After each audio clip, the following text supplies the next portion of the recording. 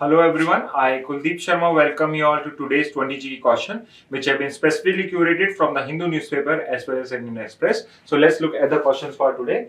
And the first question is what does AQI stand for? So a very simple question. AQI का full form पूछा गया. We know that the full form of AQI is Air Quality Index, which is option number D. So the correct answer for first is going to be D. Moving on to the next one, how many categories are there in India's air quality index? Air quality index के अंदर में कितनी categories है? सो हमने ये कई बार revise करा है कि AQI के अंदर में 6 कैटेगरीज होती हैं, स्टार्टिंग फ्रॉम गुड और गुड से लेके आपके सीवियर कैटेगरी तक 6 कैटेगरीज है. So correct answer for 2 is going to be C.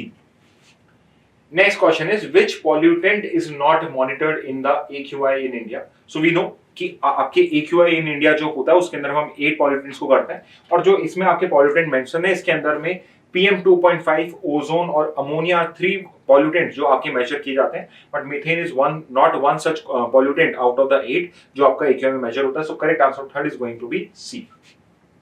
Next question is which agency is the nodal authority for air quality monitoring in India? Air quality monitoring के लिए main agency कौन सी है? So we again know this that it is your CPCB, central pollution control board, created under water act, but majorly focusing on air quality is basically your CPCB. So the correct answer for fourth is going to be D. Next question is when was the Commission for Air Quality Management CAQM established? So your CAQM, which is the main body for doing enforcement actions, for doing enforcement of AQI index or for enforcement of GRAP, was established in the year 2021. So the correct answer fifth is going to be A. Next question is which state falls under CAQM's jurisdiction besides Delhi?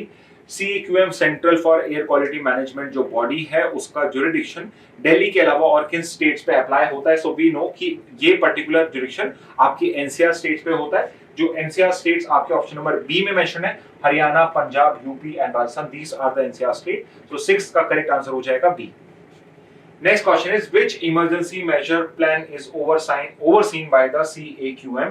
Emergency के लिए कौन सा plan है जो आपका supreme court recommended है? Central government का CAQM जो है वो उसको इम्प्लीमेंट करता है, तो उस एक्शन का नाम है, उस एक्शन प्लान का नाम है GRAP और graded response action plan, which is mentioned in option number A. So the correct answer for 7th is going to be A. Next question पे आते हैं grab divides air pollution level into how many stages?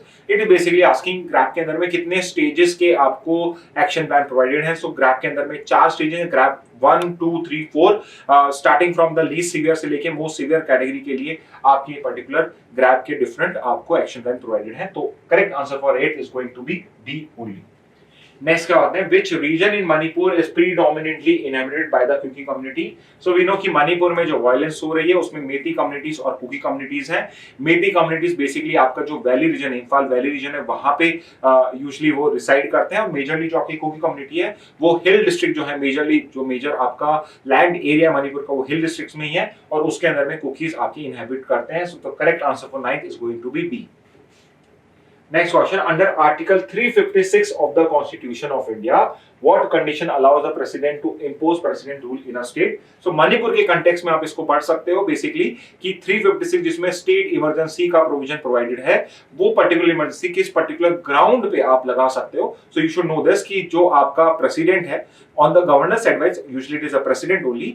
President चाहे तो आपके किसी state के अंदर में प्रेसिडेंट रूल या स्टेट इमरजेंसी पोज करता है अगर उस स्टेट के अंदर में there is a breakdown of constitution machinery, यानी अगर कॉन्स्टिट्यूशन प्रॉपर्ली फंक्शन नहीं कर सकता है कि वहां पे स्टेट गवर्नमेंट ने बोल दिया है या गवर्नर को ऐसा लगता है या प्रेसिडेंट को खुद को ऐसा लगता है कि अब वहां पे कॉन्स्टिट्यूशन के अकॉर्डिंग स्टेट नहीं रन कर सकती है, तो वहां पे वो आर्टिकल 356 के अंदर में स्टेट इमरजेंसी पोज कर सकता है जो आपके ऑप्शन बी में मेंशन है. सो 10th का करेक्ट आंसर बी हो जाएगा. नेक्स्ट क्वेश्चन पे आते हैं the principle of dual criminality in extradition means. तो एक्स्ट्राडिशन को आज हमने बहुत अच्छे से डिस्कस करा है. This is an important topic for your legal reasoning as well as GK. तो डुअल क्रिमिनलिटी का प्रिंसिपल सिंपली ये कहता है कि जिस स्टेट ने वहां पे रिक्वेस्ट करी उसको एक्स्ट्राडिट करने का और जिस स्टेट के अंदर में वो करंटली रेफ्यूज लेके है, उन दोनों स्टेट के अंदर में जिस क्राइम के लिए एक्स्ट्राडिशन करा जा रहा है दोनों में वो क्राइम होना चाहिए, वो जो पर्टिकुलर एक्ट है वो एक ऑफेंस होना चाहिए दोनों स्टेट्स के अंदर में. और वो पर्टिकुलर जो ऑप्शन है आपका, वो आपका ऑप्शन है yes option number C. The act must be considered a crime in both India and the requesting country. दोनों ही कंट्रीज के अंदर में वो क्राइम होना चाहिए. तो 11th का डुअल प्रिंसिपल जो प्रिंसिपल है ऑप्शन नंबर सी में आपका एक्सप्लेन है.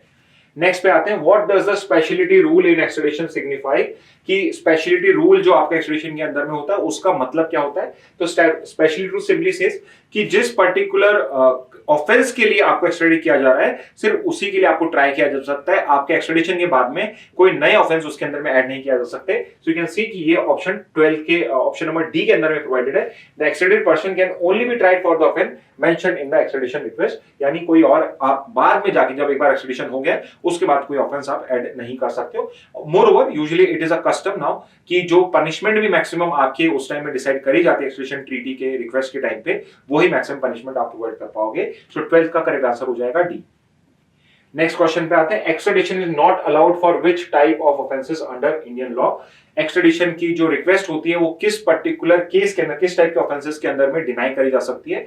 सो एक्सट्रेडिशन की जो रिक्वेस्ट है, अगर जिस पर्सन के लिए रिक्वेस्ट मांगी गई है अगर वो एक पॉलिटिशियन है या कोई पॉलिटिकल ऑफेंस की वजह से उसको वहां पे एक्सट्रेडिट किया जा रहा है, तो उस सिचुएशन में इंडियन अथॉरिटीज इस पर्टिकुलर रिक्वेस्ट को यहां पे रिजेक्ट कर सकती है। तो करेक्ट आंसर 13 का हो जाएगा ए। नेक्स्ट पे आते हैं, extradition request under the extradition act 1962 are processed by. Extradition की अगर रिक्वेस्ट आती है तो कौन सी अथॉरिटी है, ऑर्गेनाइजेशन है, जुडिशरी है या एग्जीक्यूटिव बॉडी या पार्लियामेंट्री बॉडी है जो पर्टिकुलरली एक्सट्रेडिशन रिक्वेस्ट को एंटरटेन करती है। सो वी नो दिस कि एक्सट्रेडिशन रिक्वेस्ट सिर्फ सेंट्रल गवर्नमेंट कर सकती है, उसके पास में फुल डिस्क्रिप्शन है, विच मींस कि यहाँ पे जो आपके एग्जीक्यूटिव या सेंट्रल गवर्नमेंट को रिप्रेजेंट करने वाला मिनिस्ट्री है वो ही यहाँ पे आपका मेन बॉडी हो जाएगा। So it is basically ministry of external affairs जो बेसिकली जो उतनी भी रिक्वेस्ट होती है उनको प्रोसेस करती है of regarding extradition. So correct answer for 14 is going to be C. Next question is which law governs extradition in India. So आपके 4 एक्स मेंशन्ड है, बहुत कंफ्यूजिंग हो सकता है but you should know the name of the law under which your extradition is regulated is the extradition act of 1962। To correct answer for 15 is going to be A. Next question is which sea does the Chennai Vladivostok route pass through after leaving the Sea of Japan। तो Chennai Vladivostok जो maritime आपका eastern maritime corridor है उसको आप operation हो चुका है वो, और उसके कंटेक्स्ट में हमने ये पर्टिकुलर क्वेश्चन आपसे पूछा कि बेसिकली आपके सी ऑफ जापान को क्रॉस करने के बाद विच इज द नेक्स्ट सी जो आपकी चेन्नई व्लादिवोस्टॉक में कोई शिप होगी उसको क्रॉस करेगी। So after crossing the sea of Japan उसके बाद वो कोरियन पेनिसुला को क्रॉस करते हुए, ताइवान को क्रॉस करते हुए वो साउथ चाइना सी को एंटर करेगी, फिर फाइनली साउथ चाइना सी को क्रॉस करके वो मलाका स्टेट को क्रॉस करेगी एंड उसके बाद वो अंडमान एंड निकोबार के पास से होते हुए बे ऑफ बंगाल एंटर करके फाइनली चेन्नई में आपकी शिप पहुंचेगी। So the correct answer for this particular question is C, South China Sea, which is the sea which is it is going to cross, a ship is going to cross after crossing the Sea of Japan. So correct answer is going to be C. Next question is which strait is crossed during Chennai Vladivostok route। So just we have discussed the whole route of this Chennai Vladivostok ship, और जो particular Vladivostok से return होती हुई जो ship Chennai में आएगी वो finally आपके स्टेट ऑफ मलाका से करेगी। बाकी की जो 3 स्टेट मेंशन है ये तीनों स्टेट इस पर्टिकुलर रूट में फॉल ही नहीं करते हैं, अटलांटिक ओशन और पैसिफिक ओशन के स्टेट्स हैं, तो ये पर्टिकुलर जो स्टेट्स हैं यहाँ पे वर्क नहीं करेंगे। So correct answer for 17 is going to be D. Next question पे आते हैं, when was the international north south transport corridor established. Moreover you should know कि आईएनएसटीसी का जो ओरिजिनल एग्रीमेंट है वो 3 कंट्रीज के बीच में था, because that would be the next question. But INSTC जो है ये ओरिजिनली आपका स्टार्ट हुआ था 2002 के अंदर में, हमने इस पर्टिकुलर आईएनएसटी कंसेप्ट को एस्टैब्लिश किया था। So correct answer for 18 is going to be C. Let's look at the penultimate question. Which countries were initially involved in establishing the INSTC? So you should know this कि जो INSTC है, originally it was a proposal by India, Iran and Russia, so that there are alternative routes for transportation of goods from this particular route also apart from the Red Sea route. और इसका correct answer 19 का हो जाएगा आपका D, because India, Iran and Russia were the original concept of INSTC was initiated by these 3 countries only. Finally, the last question for today. Who has been recently appointed as the new CAG of India?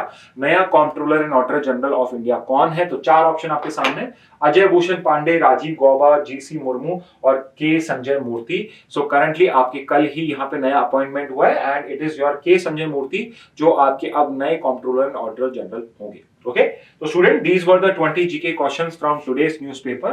I hope this initiative is useful to you for your preparation, and if you have any suggestions, any doubt, any feedback, you can mention it in the comment box. Okay, so that's it from my side. Thank you and have a very nice day.